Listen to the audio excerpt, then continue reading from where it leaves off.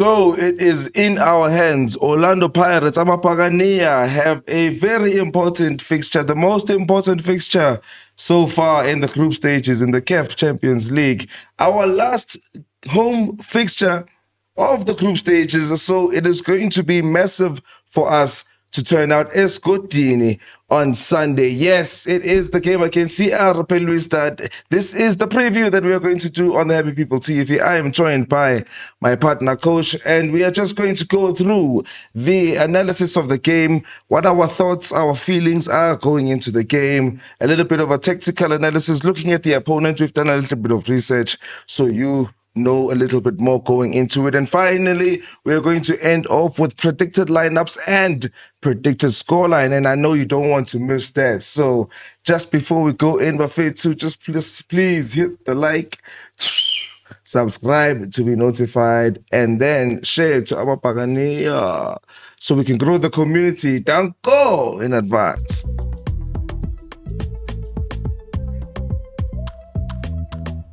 It's all about fit. How's everybody doing? Welcome back to the channel. Welcome back to the Happy People TV, Orlando Pirates fan channel. Yes, I am with my brother, Coach.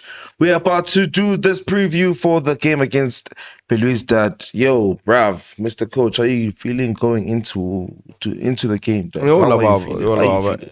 Ish. To be honest, I feel like a little bit down, obviously, because of the previous league game. But this is an opportunity for us to lift our spirits. So Lalekaya, Scotini. I'm looking for that too. Last home game there. Yeah, you know, For the group stages, yeah. Last home game. But in general, I think it's dope that we're playing at home. Of course. We need that, something to lift our spirits and fit to, I think. Also, Belouizdad is the right kind of opposition for us to get something from, especially off the back of a loss. So yeah, man, I'm looking forward to the game, of course. Majita Bagachuna Spane. It's just this one, I want them to get the job done and move on to the group to the knockout stages, bro. Well, you know, there's a lot going into this game. It's not as straightforward as we wanted it to be. One of the things that's most important is that, you know, right after Belouizdad was beaten 6-1 by Al Ahly, we thought, well, it's us and Al Ahly. Yeah. There was that controversy. I've been asking you, what do they mean sabotage when Belouizdad ended up beating Al Ahly? So we go into this game with 8 points, actually. Belouizdad with 6 points. And so there's a lot of permutations that can happen. It's now wide open in the group. We know that Belouizdad now have something to play for. So it's going to be very interesting when we look at the possible tactics, possible formations, possible, you know, things that could happen in just this game without even taking into account the game, Al Ahly against Abidjan. But we all know what's going to happen there. So Mr. Coach, I think let's get straight into it, man. I think you have some stats for me when it comes to Belouizdad. Please educate us a little bit. What should we expect from our opponents, and how do you think we can mitigate or take advantage of? Sure. So, first of all, with all due respect, now it's especially from the little research I've done, Belouizdad and Fetu, they are not at our level, and I think they also saw the same thing in the first leg. I think we played Morocco though, or did we play in Algeria? Okay. Yeah, in Algeria. Yeah. That first leg, Lebana, they got to see that we play really quickly. We play really fast football. We are very quick in transitions. Our attacking got a lot of pace to it, so it kind of suits their play to an extent, depending on what kind of result they're trying to get. So, like Nobu, based on the group standings right now, if you look at all the permutations, Belouizdad need a win, and a win takes them straight into the final day. Anybody can go through. So they do need a win on Sunday to stand a chance of going to the knockout stages, because after Abidjan, and they can get a win there as well. I think they got one away from home. So the only the issue now, Gore, I don't think they'll fancy their chances attacking Orlando Stadium. Yeah. Yeah, when we look at the type of football they play, I think in the last 5 games they won 4 of them, and they were all by a goal margin. It was by a goal. So what this says about them is that they tend to be quite resolute in defense. Kiabona in their lineup, they are very consistent. They play the same back four. The only changes they make could be in the midfield, and that could be due to other things outside of a player being available for selection. So I think they'll try to be very disciplined in defense. One of their stronger sides is their left-hand side. So between their left back and their left forward, those are the two of their best players, in fact, in the league this season. So I think that's where they'll be a little bit more difficult to break down. They'll have a little bit more counter-attacking prowess on that side as well. I think we'll definitely need to be careful of that. Another thing I saw. Who's there on the left-hand side? What makes you think it's so strong? Their current top goal scorer in the Champions League is the player who plays on the left-hand side. I just can't pronounce his name. Meziane or something like that. He plays on the left. He's a 30-year-old. He's a little bit he's got an advanced age, so that obviously doesn't have that kind of pace. He relies on advanced age. So he won't rely on pace. He's relying on his right foot. He's a right-footed left forward. So Uto Kata in and maybe try to feed his midfielders coming into the box, or play across, or even take a shot. And then he's got 3 goals this season so far. So he could get something cutting in from there. And just number 11, Gambon. Sure. Otsebas Islam Silimani. He's an old man now, 36-year-old, but he's got 3 league goals this season. So maybe I say top goal scorer in the league. Yes, top goal scorer. Okay. So Le Meziane can have a nice little combination on the right, and their fullback on the left, I think it's Kasif. I'm not sure about pronunciation. Kasif is also going to be part of overloading that side. So like I'm saying, the right hand side is where they might have a little bit more strength. And I would assume they will look to break and they'll look to absorb pressure from us, and when they get a turnover of the ball, try to play the ball over to the left and maybe have some combinations there and try to get us on the counter. So we'll definitely need to be disciplined even when we are in attack. When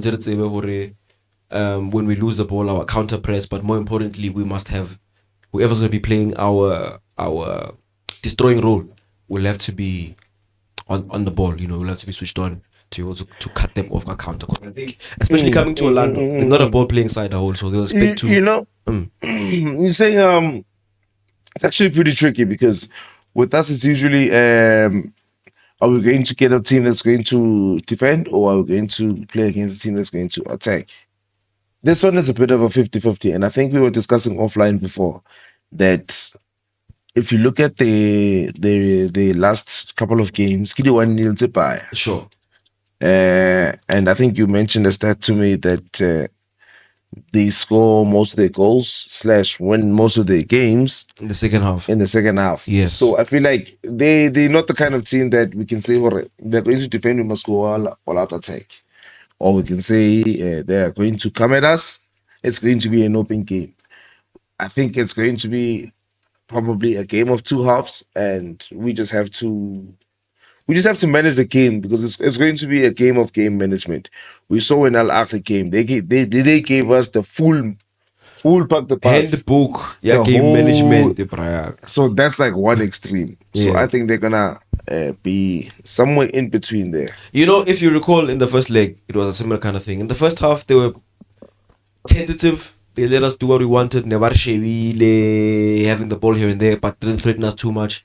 But they came out in the second half. And it also speaks to Ntweneki. They score most of their goals in the second half, so it's most likely to be like you're saying.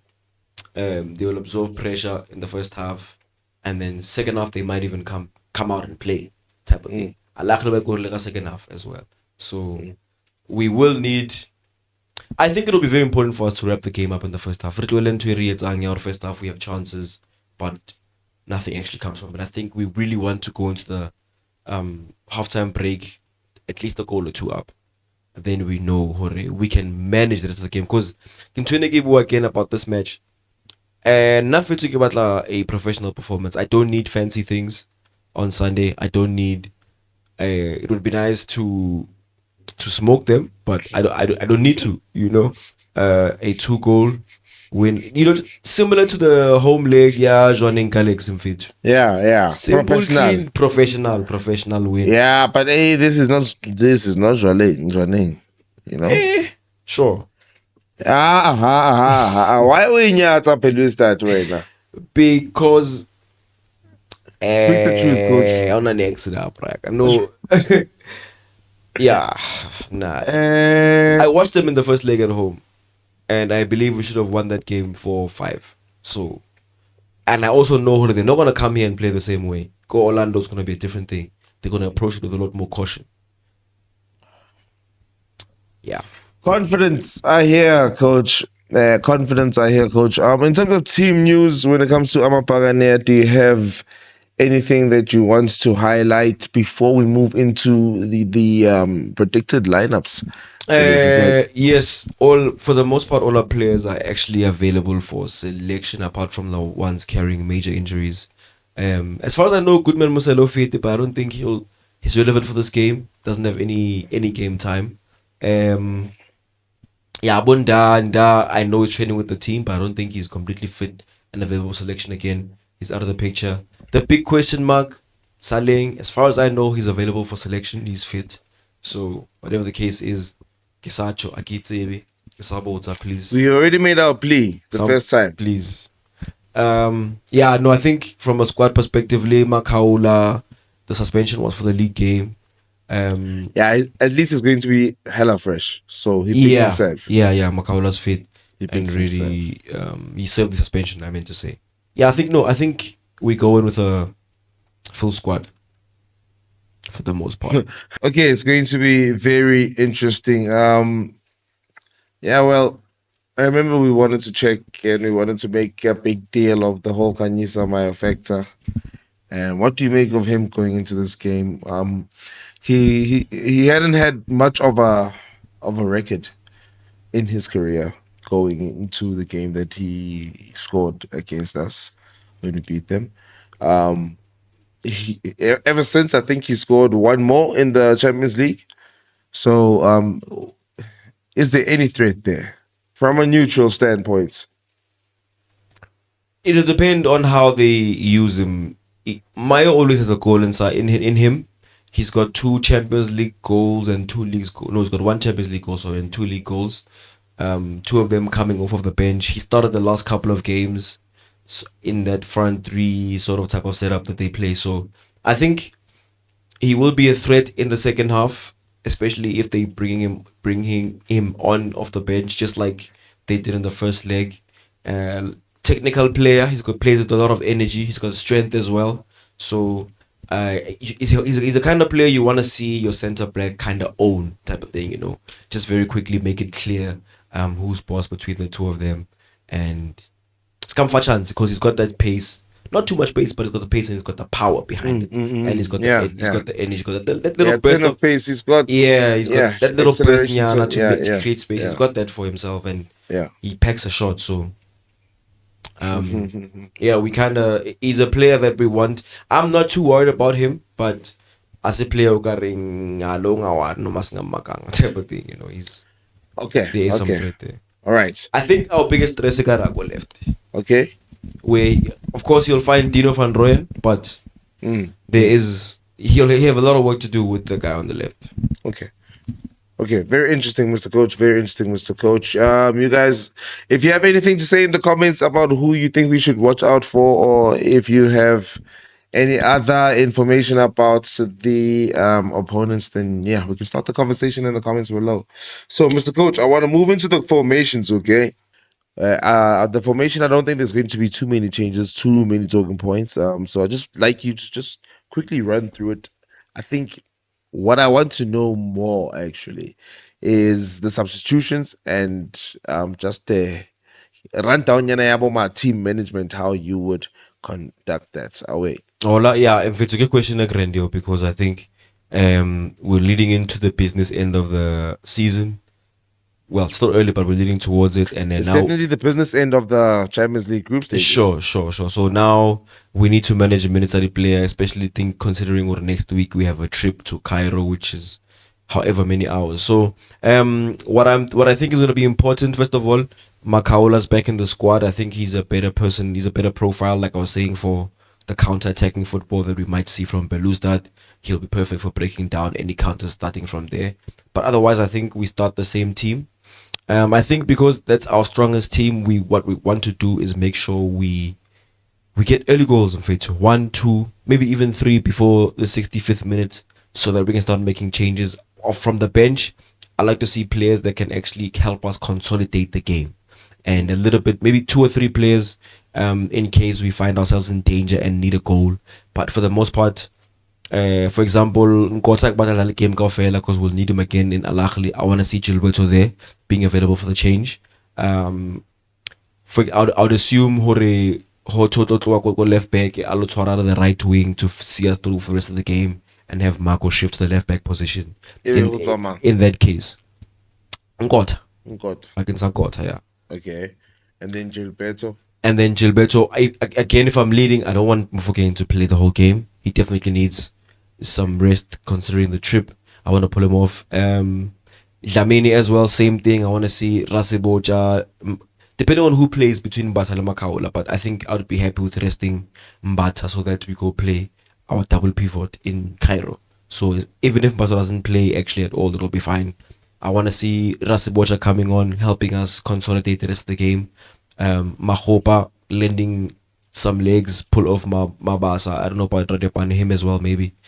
So as you can tell, the changes I want to make are just so that we can help see out the game and rest our key players. Or Lichubeni as well, actually. I think it would be good to give him some minutes, pull Tito off as well, let him rest. I think that's how we should try and focus on managing our minutes, especially leading into the Cairo game. Yeah, okay. That is an interesting lineup. Yeah, as you can see, my lineup has just got one little change. I would rather start double pivot Velevele, even though it is a home game. Yes, I think I'll just start with double pivot Yambata Makaola, because although it's not my favorite midfield, I just feel like in this game, I would like to have, like we were saying about the bench, I would like to have the likes of Dlamini coming off of the bench. Okay. In terms of game management, I feel like when Makaola's there and you do give him Bata the advanced role and you don't give him too much passing responsibility, Sure. you know what he can do. So I would like him in the first half just to pepper them with the shots. In the first half. Don't let them hem. Don't let them breathe. So that's the only change that I would make for that's what I would do for my first half, and then I'd have to roll the dice, see how the first half went and how the game is going in the second half, to see whether I'm replacing who in the midfield for Udlamini when it's time to pop the champagne. when it's time to pop the champagne. Aight, dog. It's time to put your faith in a squad. We are about to do the player ratings. No, we are not. We are about to do the score predictions for the game. Mr. Coach, this one is harder than most, I believe. I actually believe anything can happen. I don't know what the odds are. I keep like a much better, unfortunately. But if I was, I would know that this is the definition of a 50-50 kind of tie. So I will hand over to you. I will give you the floor, sir. Yeah, I don't actually agree much, of course. What Ivan was, I don't think even Belouizdad fancy themselves that much coming away with a win. Maybe they fancy themselves stealing a point, but ever so confident. I don't think they're looking at this game and thinking, "Reka we are winning." So that being said, I think Never win. alumana bathi bakasibuye kusikwetini, bro. And I get a 2-0, bro. As long, I think we'll come back with 2-0. the 2-0 victory. All right, all right. Dog, I did say to you, yeah, for now, it's not that straightforward. This one is not that straightforward, and I believe the score won't be straightforward. And outside, when you do those fan cams, it's also not going to be straightforward. Re tla utlwa. I wouldn't be surprised with the 1-1. I would not be surprised with the 1-1. I'll be And furious. having it all to do in Egypt. Yo. Yeah. Wait, I Pella keep being fit. You know we need 2 points to go to the next round. 3 points of it to you regret. Egypt, I would love us to win. I would love to predict a return leg 6-1 around the world, around Africa, 6-1 around Africa. But Sure. this is where these teams shine, usually. Getting that away draw where you could have played for another 2 hours and nobody would have scored. Obviously, they don't have the home ground advantage in terms of the flow of the game and all of that. But time wasting tactics, habaka as one fella. One fella. You saw how tricky and dicey things can get just now from the Cape Town City game. Everything was in our hands. It was so anything can happen. I feel like, boy, now they have that mission and that's all they got on that plane for, you know? Yeah. So that's why I would love to know, guys, your predicted formations, predicted lineups, and your predicted scoreline, Mr. Coach. Yeah. I enjoyed the preview pitch. I'm actually now a little bit more scared after those stats. Now I'm not sure. You seem confident. I am just going to cross my fingers. I will use my minion powers and my zip abilities. So 1-1. Is that your prediction? That's my one. That's my prediction. 1-1. Okay, feed. That's my prediction. 1-1. Fit, yeah, how prediction? Hey, and those are your final ones. Yeah, how prediction? Prediction, yeah, how Prague. Yes, and you too watching. Get prediction. Yeah, how that prediction. Yeah, how somebody about to get it right. You know. So put it in the comment section below. Whoever gets it right, we will shout them out in the next video. But until then, let us cross our fingers. I don't know when you're going to be watching this video, but Al Ahly will play before Orlando Pirates. So if you're watching after that, just check the score so you'll know whether we are still on top or we are going into the game with pressure. If there will be nothing from you, coach, then there is nothing else from me. Just check out the player ratings of the previous game so you can compare and contrast who did well and who will need to look at going into the next game saying, yeah, you, I'm watching you. Mr. Coach? Yeah, Baba. Buffet to come through is Godini. You guys spot us out there after the game. Please come share your thoughts for the fan cams. And yeah, let's go do a job as Godini, Mapapa.